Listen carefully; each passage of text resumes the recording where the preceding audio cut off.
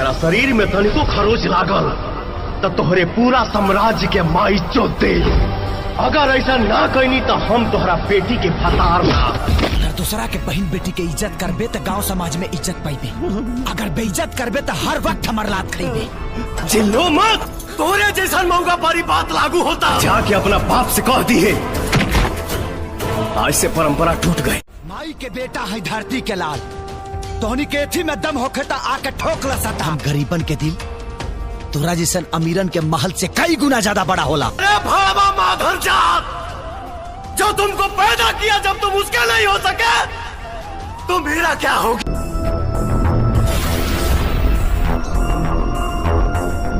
जो उसमें मता होश खो बैठेगा।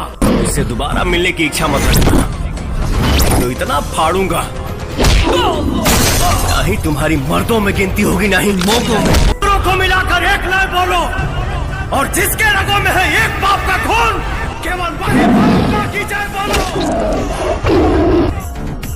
मर्द भागता है मैदान छोड़कर, हिंदुस्तानी लड़ता है जान ठोक कर।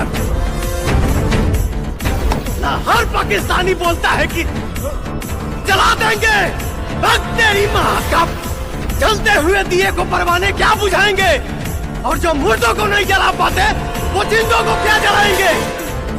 मेरा हिंदुस्तान जिंदाबाद था।